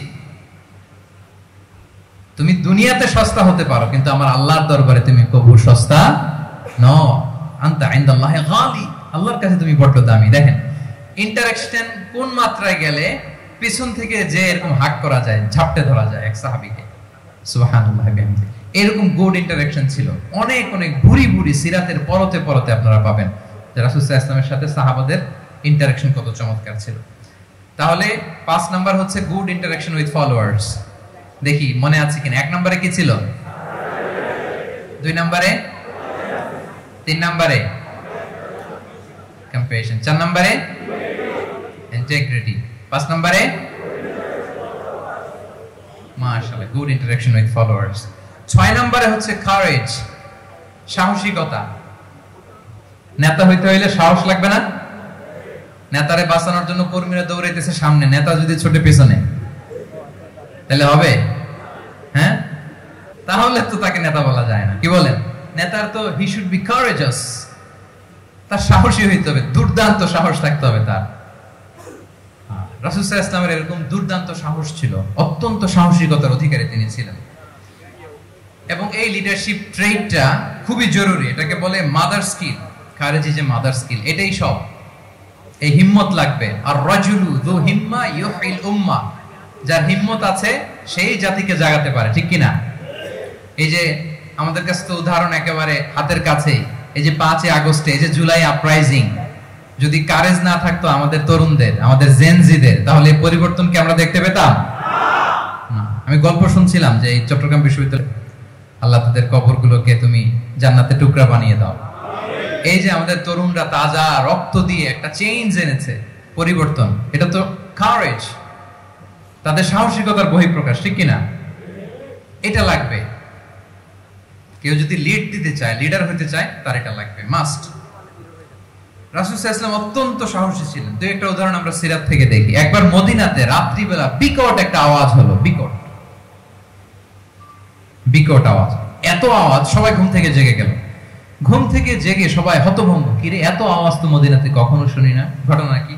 কেউ ঘোড়া নিয়ে, কেউ উট নিয়ে, কেউ খচ্চর নিয়ে, কেউ এমনি খালি পায়ে ছুটতে আরম্ভ করলো আওয়াজের দিকে, দেখি যাই কোথায় কি হলো। সবাই ছুটতে ছুটতে মাঝপথে যেয়ে দেখে রাসূল সাল্লাল্লাহু আলাইহি ওয়াসাল্লাম আওয়াজ কোথায় হয়েছে, কোত্থেকে হয়েছে দেখে ফিরে আসতেছে আর বলতেছে, লান তুরাউ, ডোন্ট ওয়ারি, আরে ভয় নাই, দেখে আসছি আমি, আল্লাহু আকবার, ভয় নাই, আমি দেখে আসছি, এভরিথিং ইজ ফাইন দেয়ার, সব ঠিক আছে, যাও ফিরো মদিনায় ফিরো। সবাই ভয় পেয়ে ঘোড়া টোরা ও ঠাকিয়ে ছুটতে আরম্ভ করছে। অনেক দূর যাওয়ার পরে দেখে রাসূল সাল্লাল্লাহু আলাইহি ওয়াসাল্লাম আবু তালহা রাদিয়াল্লাহু তাআলা আনহুর একটা খুবই ক্ষিপ্ত ঘোড়া নিয়ে উনি দেখে ভিজিট করে ফিরে আসতেছেন। সুবহানাল্লাহ। তাইলে বিপদ ঘটলে নেতা থাকতে হবে কই, সামনে না পেছনে? আমাদের নেতারা থাকে কই? নাকি পেছনে খুঁজে পাওয়া যায় না? It's a big crisis. নেতা থাকবে কোথায়? Frontliner. Leader should be frontliner. উনি তো লিড দিবে, নেতৃত্ব দিবে। এখন ওনারা যদি খুঁজে পাওয়া না যায় তাহলে থাকবে কিছু না। এই যে শিখতে হবে আমাদের, যেমনটা রাসূল সাল্লাল্লাহু আলাইহি ওয়াসাল্লাম করলেন। বিকট আওয়াজ, উনি আগে চলে গেছে, কাউকে না বলে দেখে চলে আসতেছে। আল্লাহু আকবার। হুনাইনের যুদ্ধে এক পর্যায়ে মুসলমানরা পর্যদস্ত হয়ে যাচ্ছিল, আপনারা অনেকে জানেন। To make the long story short, পুরো ঘটনাটা আমি আনবো না। সাহাবারা দিক বিদিক ছুটতে আরম্ভ করলো, পাহাড়ের উপর থেকে এমন প্রবল বেগে তীর ছোড়া হচ্ছিল, সাহাবারা টিকতে পারছিলেন না, কেউ এদিকে কেউ ওদিকে। রাসূল সাল্লাল্লাহু আলাইহি ওয়াসাল্লাম এই তীর তলোয়ারকে উপেক্ষা করে সামনে যেয়ে দাঁড়ালেন ঢালের মতো, আর বললেন, আনান নাবিয়্যু লা কাযিব, আনা ইবনু আব্দুল মুত্তালিব। এই সাহাবারা, আনান নাবিয়্যু লা কাযিব, আমি সত্য নবী, আমার দিকে ফেরো, I am the grandson of Abdul Muttalib, আমি দাঁড়িয়ে আছি, ফেরো। রাসূল সাল্লাল্লাহু আলাইহি ওয়াসাল্লামের যখন এই সাহসী স্টেটমেন্ট তারা পেলেন, আবার আল্লাহু আকবার ধ্বনি নিয়ে সাহাবারা সামনের দিকে এগিয়ে গেছেন। এই যে আগালেন, আর পিছু ফিরলেন না, হুনাইন জয় করেই ছাড়লেন। আল্লাহু আকবার। তাহলে ইতিহাসের পরতে পরতে, সিরাতের পরতে পরতে আমরা দেখব যে রাসূল সাল্লাল্লাহু আলাইহি ওয়াসাল্লাম হি ওয়াজ এ হাইলি কারেজাস, অনেক সাহসী একজন ব্যক্তিত্ব ছিলেন, অত্যন্ত সাহসী পুরুষ ছিলেন। তাহলে নেতা হইতে হইলে তার কি লাগবে? সাহসিকতা লাগবে, তার তো লিড দিতে হবে ফ্রন্ট লাইন থেকে।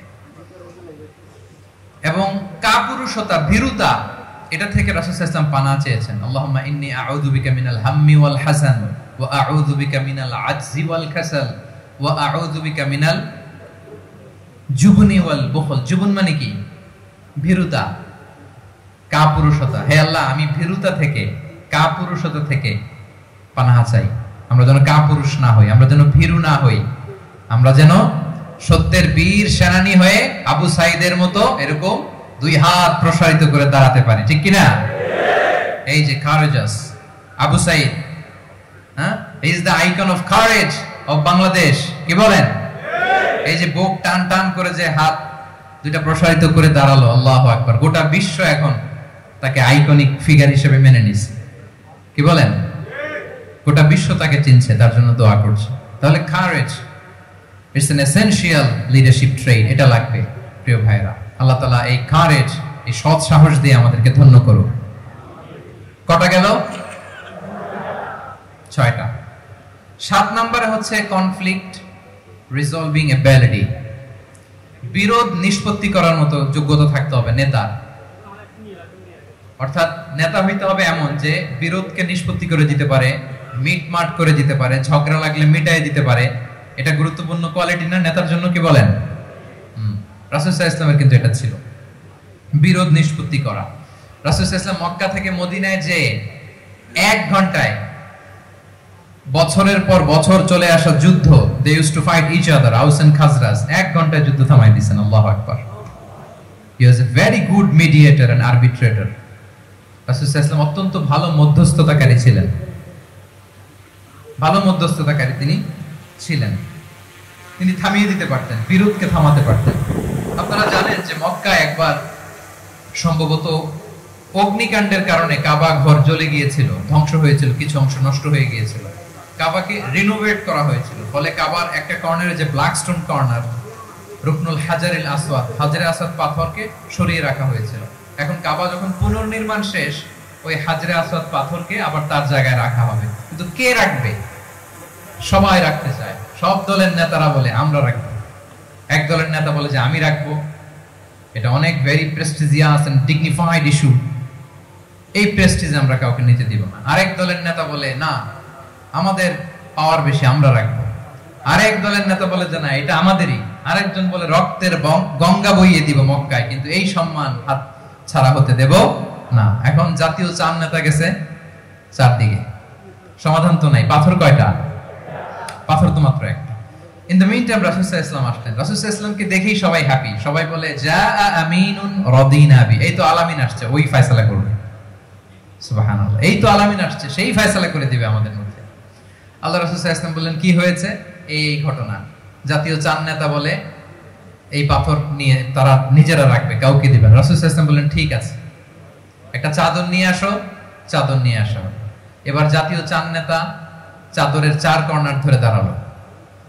রাসূল সাল্লাল্লাহু আলাইহি ওয়াসাল্লাম নিজ হাতে হাজরে আসওয়াদ তুলে চাদরের মাঝখানে রাখলেন। এবার চার নেতাকে বললেন আসো তোমরা আমার সাথে। তারা আগাতে লাগলো। কাবা ঘরের সামনে যখন আসলো, রাসূল সাল্লাল্লাহু আলাইহি ওয়াসাল্লাম নিজ হাতে, ওনার বরকতময় হাতে আবার হাজরে আসওয়াদ ধরে ঠিক জায়গা মতো রেখে দিলেন। এতক্ষণ কিন্তু চার নেতা কি বলছে? কাউরে ধরতে দিব না, কাউকে। কিন্তু এখন চাদরের কোনা ধরেই কি happy. This is called conflict resolving ability. একজন নেতার এরকম কনফ্লিক্ট, সমাজে যখন এই ধরনের বিরোধ তৈরি হয়, ঝামেলা তৈরি হয়, মারামারির মতো পরিস্থিতি তৈরি হয়, সংঘাতের মতো একটা সিচুয়েশন হয়, নেতা এটাকে রিজলভ করার ক্যাপাসিটি, এবিলিটি তার থাকতে হবে। আল্লাহ রাসূল সাল্লাল্লাহু আলাইহি ওয়াসাল্লামকে আল্লাহ তাআলা এটা দিয়েছেন। আল্লাহু আকবার। শুধু বড় বড় জিনিস না, ছোট ছোট জিনিসও করতে হয়।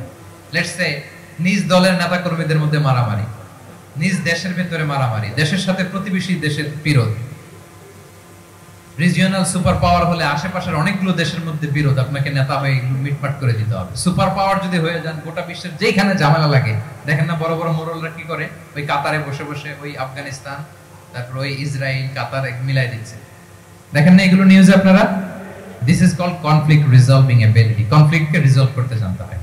রাসূল সাল্লাল্লাহু আলাইহি ওয়াসাল্লাম এরকম রাষ্ট্রীয় পর্যায়ে, বড় বড় সামাজিক পর্যায়ে, এমনকি ফ্যামিলি অ্যাফেয়ার্স এর মধ্যে যত বিরোধ লাগতো রাসূল সাল্লাল্লাহু আলাইহি ওয়াসাল্লাম মিলাই দিতেন। আল্লাহু আকবার। ফ্যামিলি কাউন্সেলিং, এজন্য প্রত্যেক ইমাম খতিবদের এই কাউন্সেলিং এর উপর ট্রেনিং নেওয়া দরকার।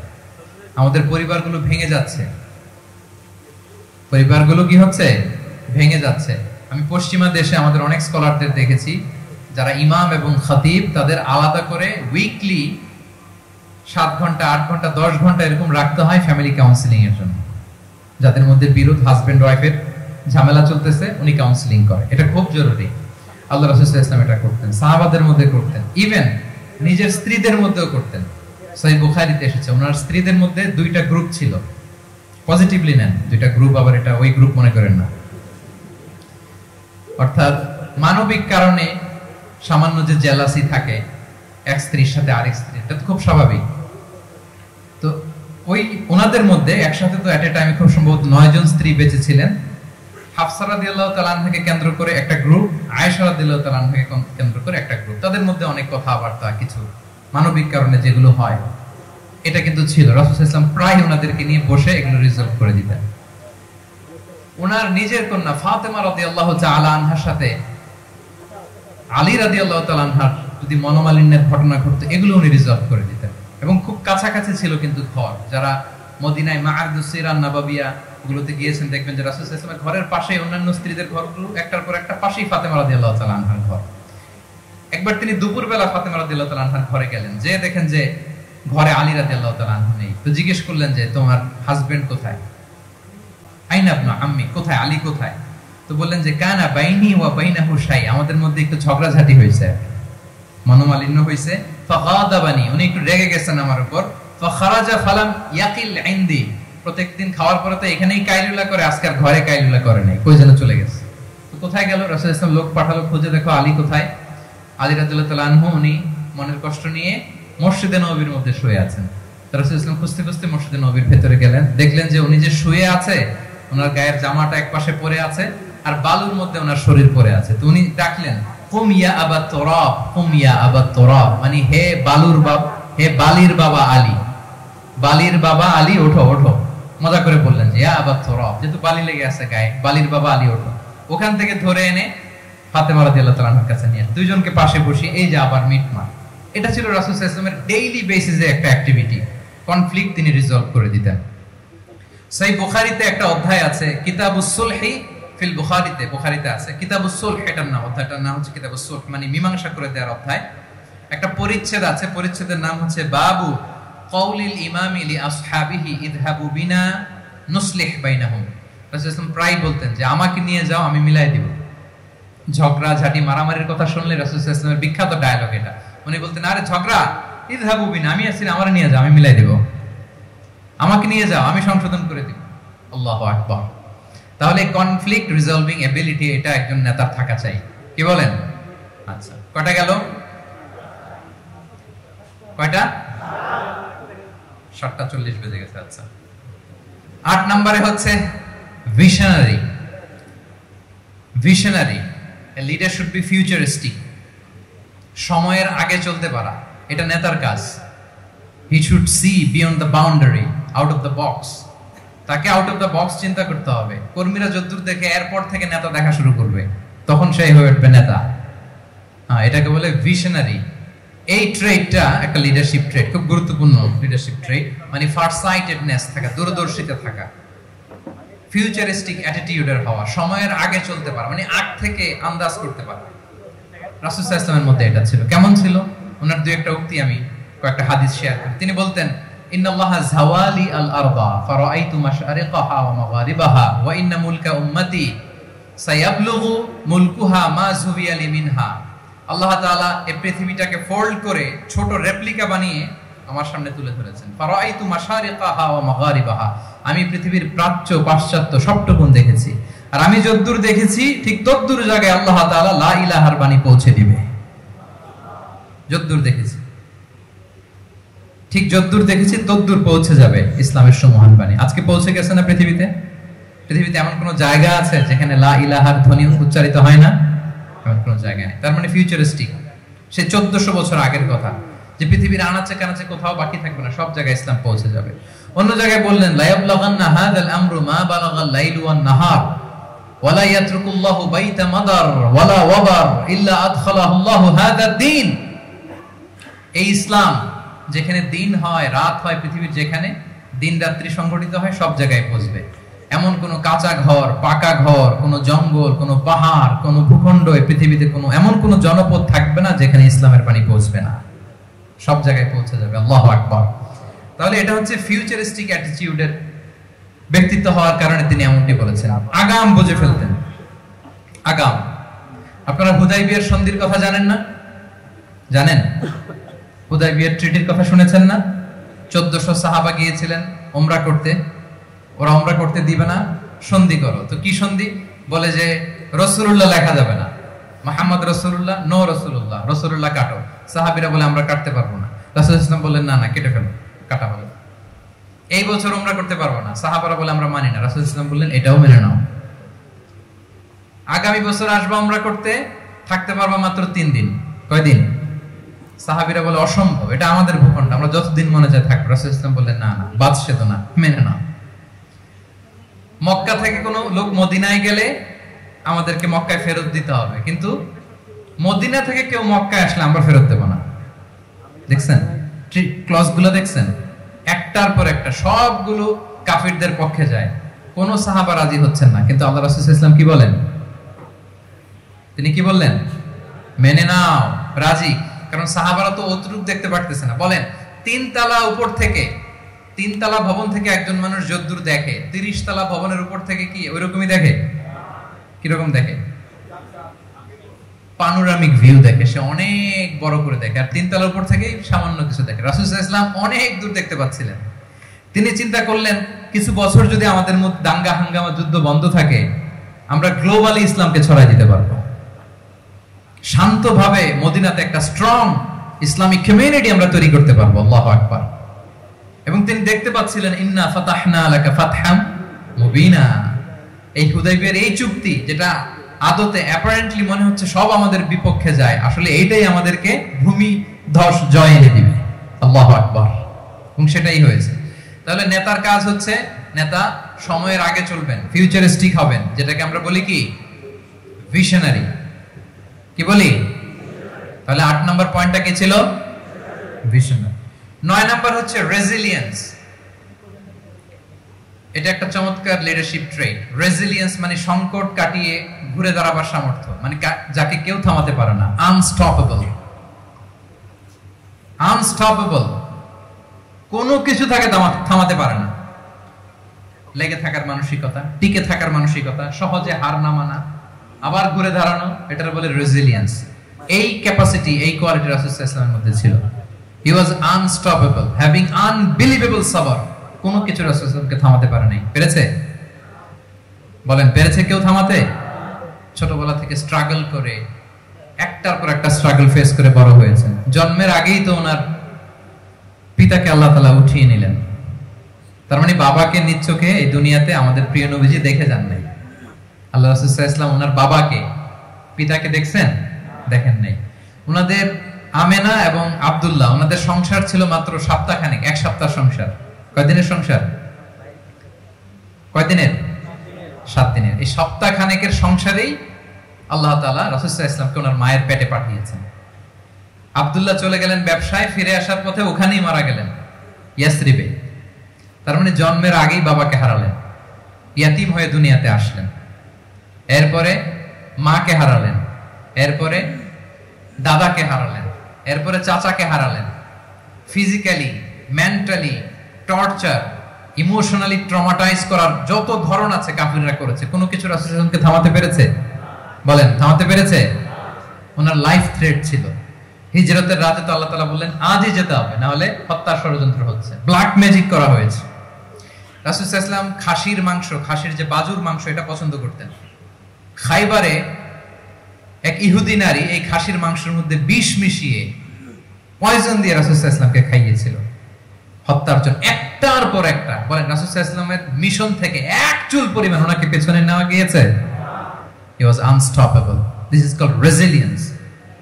একজন নেতার মধ্যে এই রেজিলিয়েন্ট মানসিকতা থাকতে হবে যে আমাকে কেউ থামাইতে পারবে না, আমরা আমাদের মঞ্জিলে মকসুদে যাবই। হ্যাঁ, আমরা যাবই, আমাদেরকে কেউ থামাতে পারবে না, এই মেন্টালিটি হইতে হবে। এটা হচ্ছে একটা লিডারশিপ ট্রেট, রেজিলিয়েন্ট। 10 নম্বরে হচ্ছে স্ট্র্যাটেজিক লিডারশিপ। নেতার কৌশলী হতে হয়। তার যে লক্ষ্য, মিশন, ভিশন, এটা সে সুকৌশলে আদায় করে নেবে। নেতাদের কি হইতে হয়? কৌশলী। এটাকে বলে স্ট্র্যাটেজিক লিডারশিপ। এটা রাসূল সাল্লাল্লাহু আলাইহি ওয়াসাল্লামের ছিল। শুধু স্ট্র্যাটেজি নিয়ে, রাসূল সাল্লাল্লাহু আলাইহি ওয়াসাল্লামের স্ট্র্যাটেজি নিয়ে সুদীর্ঘ আলোচনা হতে পারে। আমি দুই একটা স্ট্র্যাটেজির কথা বলি, দুই একটা ওয়ার স্ট্র্যাটেজি। যুদ্ধের ময়দানে উনি কি স্ট্র্যাটেজি অবলম্বন করতেন দেখেন। উনি যুদ্ধের ডিস্ট্রাকশনকে, ক্যাজুয়ালিটি মিনিমাইজ করবার জন্য ওনার নির্দেশনা থাকতো, খবরদার কোনো নারীর গায়ে হাত তুলো না যুদ্ধের ময়দানে, শিশুর গায়ে হাত তুলো না, কোনো পাদ্রীর গায়ে হাত তুলো না, উপাসনারত যে সন্ন্যাসীরা আছে তাদের গায়ে হাত তুলো না, ওই এলাকার গবাদি পশুগুলোকে মেরো না, গাছপালা ধ্বংস করো না, যারা তোমাদের বিরুদ্ধে তলোয়ার ধরেনি তাদেরকে অ্যাটাক করো না। আল্লাহু আকবার, হোয়াট এ স্ট্র্যাটেজি! এবং যুদ্ধ চলাকালীন সময়ে সব সৈনিককে উনি এক জায়গায় মোতায়েন করতেন না, সব সৈনিককে এক জায়গায় মোতায়েন করতেন না, 5 ভাগে ভাগ করে নিতেন।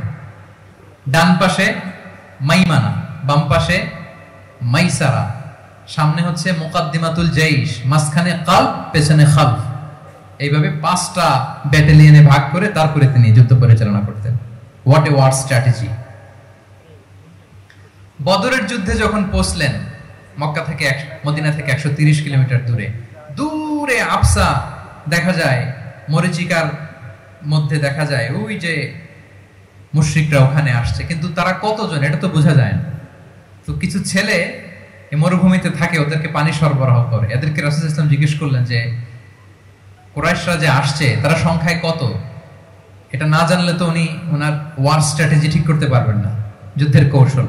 তো এরা বলে নাহনু লা নাদরি, আমরা জানি না কত। এখন এটা কিভাবে তিনি বের করবেন? সংখ্যায় তারা কত এটা তো আমাকে ফাইন্ড আউট করতে হবে। রাসূল সাল্লাল্লাহু আলাইহি ওয়াসাল্লাম বলেন যে ওরা কি খায়, বলে যে প্রতিদিন উট জবাই করে খায়। তো রাসূল সাল্লাল্লাহু আলাইহি ওয়াসাল্লাম বলেন যে প্রতিদিন কয়টা উট লাগে? বলে যে ইয়াউমান তিসআন ওয়া ইয়াউমান আশরান। 2 দিন হইছে আসছে, তো প্রথম দিন দেখলাম 9টা জবাই করছে, আজকে দেখছি 10টা জবাই করছে। রাসূল সাল্লাল্লাহু আলাইহি ওয়াসাল্লাম বললেন ইদান আল কওমু মা বাইনা আত-900 ওয়াল আলফ। তাহলে ওরা 900 থেকে 1000 এর মধ্যে। সুবহানাল্লাহ। এবার বলেন বদরের যুদ্ধে কুরাইশদের সংখ্যা ছিল কত? আল্লাহু আকবার। What is war strategy?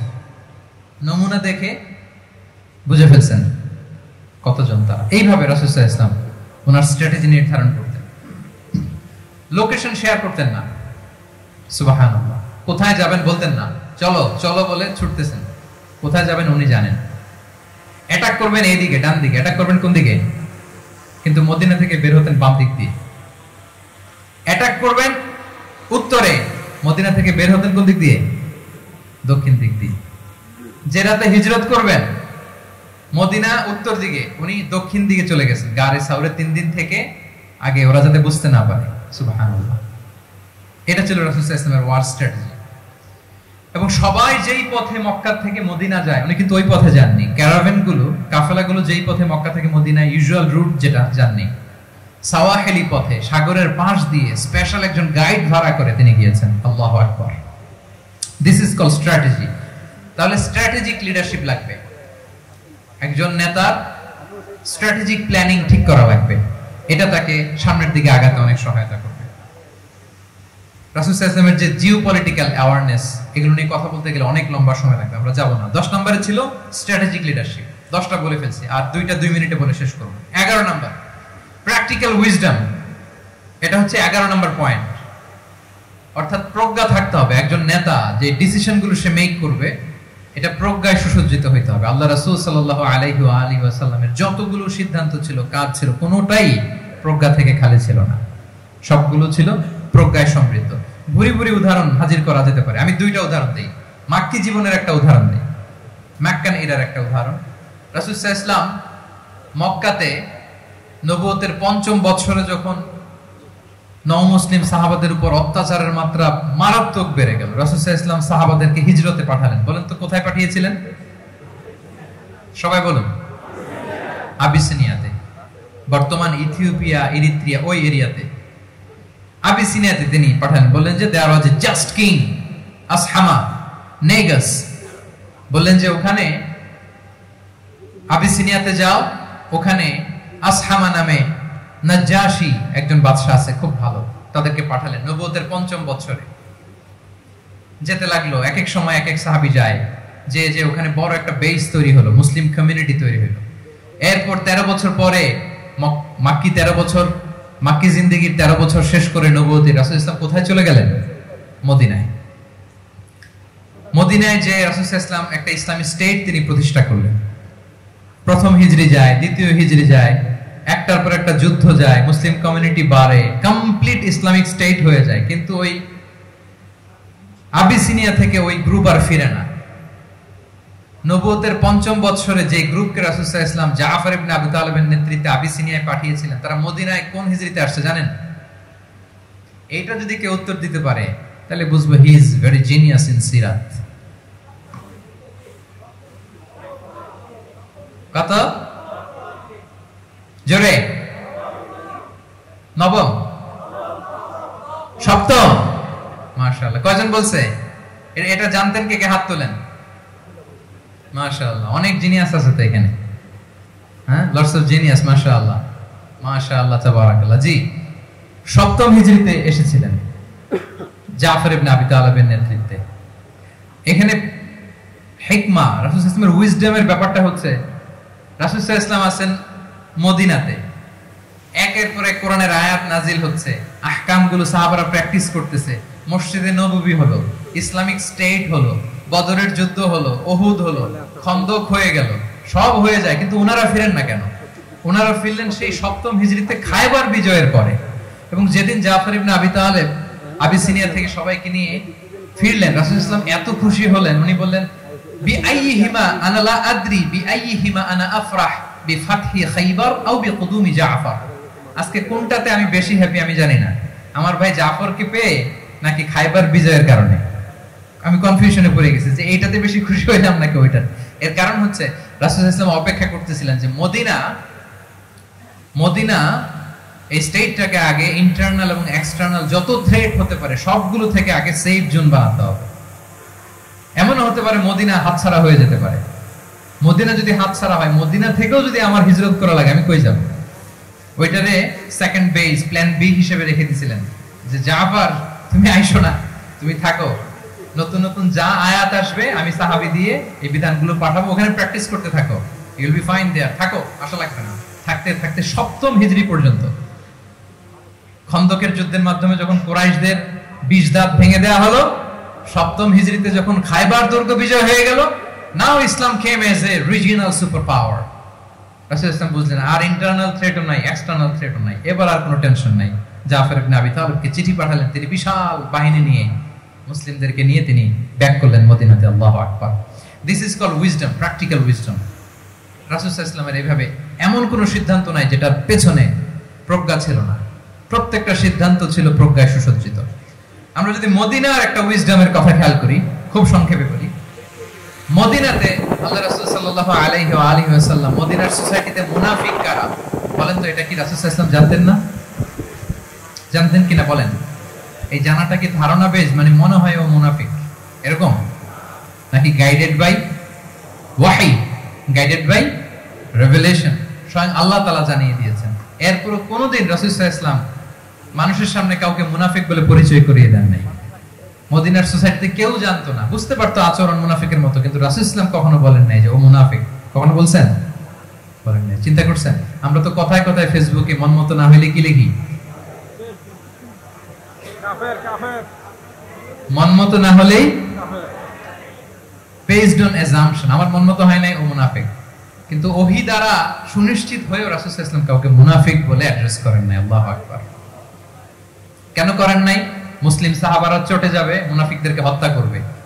তখন মুশরিকরা, কুরাইশরা, ইহুদিরা কি বলবে? যে মুহাম্মদের অনুসারীরা একে অন্যকে হত্যা করে।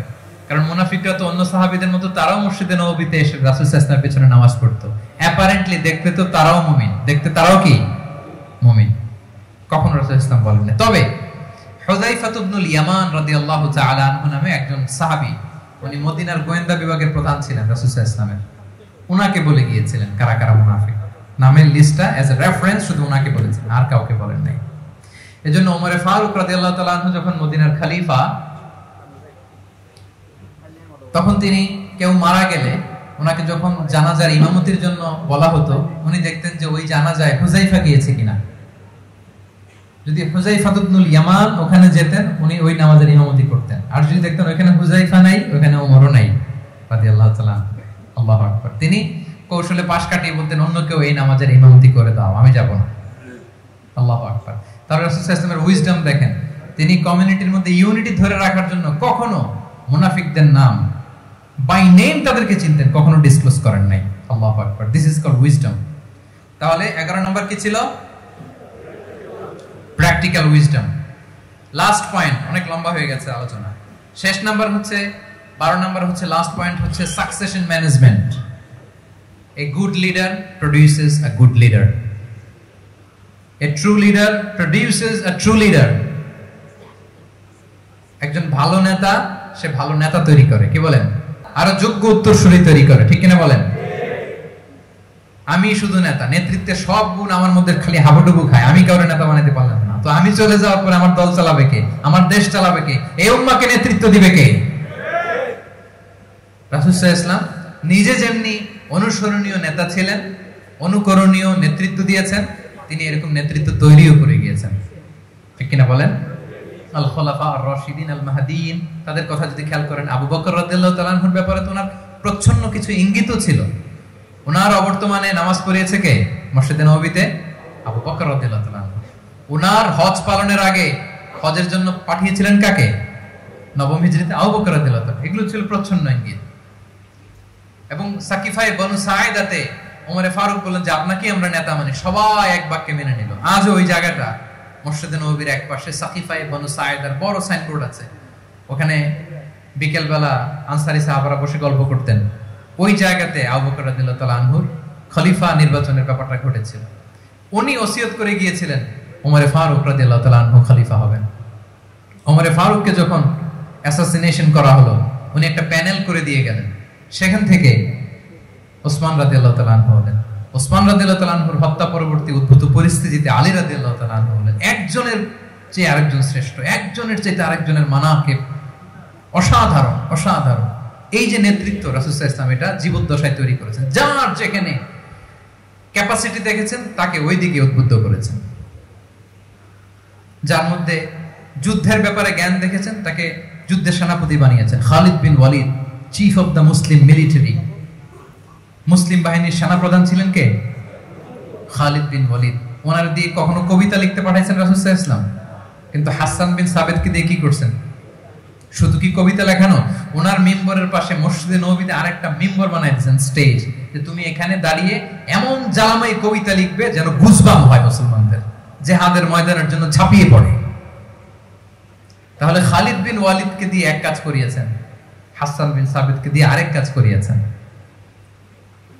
মুআদ ইবনে জাবাল রাদিয়াল্লাহু তাআলা আনহু প্রশাসনিক কার্যক্রম ভালো বুঝতেন। মদিনা রাষ্ট্রের সবচাইতে বড় সিনিয়র আমলা ছিলেন মুআদ ইবনে জাবাল, ইয়ামানের গভর্নর করে পাঠিয়েছেন। ওনার এটাতে যোগ্যতা ছিল। যার যেখানে তিনি প্রতিভা দেখেছেন ইসলামের কল্যাণে রাসূল সাল্লাল্লাহু আলাইহি ওয়াসাল্লাম ওই প্রতিভাগুলোকে কাজে লাগিয়েছেন। এইভাবে ওনার সাকসেশন ম্যানেজমেন্ট উনি গড়ে তুলেছেন। ফলে ওনার পরবর্তীতে বছরের পর বছর ইসলামী নেতৃত্বের হাল ধরতে মুসলিম উম্মার বেগ পেতে হয় নাই, ঠিক কিনা বলেন? তাহলে a good leader, a true leader produces a good leader. একজন সফল নেতা সে এরকম আরো অনেক সফল নেতৃত্ব তৈরি করে যায়, তাহলেই তার নেতৃত্ব সামনের দিকে আগাতে থাকে। তাহলে সর্বশেষ পয়েন্টটা কি ছিল? Succession management. 12টা জিজ্ঞেস করলে বলা যাবে? হ্যাঁ, নোট করে রাখছেন বোধহয় না? খুব খুশি হয়েছে আমি। মাশাআল্লাহ। শ্রোতা যদি ভালো হয়, শ্রোতা যদি দেখি যে না আমার সাথে সাথে মাথা নাড়ায়, রেসপন্স করে, উত্তর দেয়, তখন কথা বলতেও ভালো লাগে। মানে এত গরমের মধ্যে, এত কষ্টে, অল আর সোয়েটিং, বাট এত মনোযোগের সাথে আপনারা শুনেছেন। আল্লাহ তাআলা আপনাদেরকে কবুল করুন। আচ্ছা, আমরা একটু রিক্যাপ করি। 1 নম্বরে কি ছিল? আচ্ছা, 2 নম্বরে সবাই বলতেছে তো, আসলে কি বলতেছে বোঝাও যাচ্ছে না। ঠিক আছে, 3 নম্বরে কম্প্যাশন, 4 নম্বরে ইন্টিগ্রিটি, 5 নম্বরে গুড রিলেশন উইথ ফলোয়ার্স, 6 নম্বরে, 7 নম্বরে, 8 নম্বরে, 9 নম্বরে রেজিলিয়েন্স, 10 নম্বরে মাশাআল্লাহ, সব শেষে 11 নম্বরে প্র্যাকটিক্যাল উইজডম, সব শেষে মাশাআল্লাহ। যুগোপযোগী নেতৃত্বের জন্য, যুগোপযোগী নেতৃত্ব তৈরি করবার জন্য রাসূল সাল্লাল্লাহু আলাইহি ওয়াসাল্লামের এই যে লিডারশিপ ট্রেট, লিডারশিপ ফিচার্স, লিডারশিপ কোয়ালিটি, ওনার যে নেতৃত্বের ধরন আমরা জানলাম, এগুলো থেকে আমাদের অনেক শেখার আছে, অনেক নেয়ার আছে। আমরা চাইবো আমাদের আগামী নেতৃত্ব আল্লাহ রাসূল সাল্লাল্লাহু আলাইহি ওয়াসাল্লামের লিডারশিপ ট্রেট থেকে উপকৃত হবে। তারা এগুলো স্টাডি করবে, এখান থেকে তারা তাদের নিজেদের নেতৃত্বকে সাজাবে। আল্লাহ তাআলা আমাদের সবাইকে কথাগুলো বোঝা আর আমল করার তৌফিক দান করুন।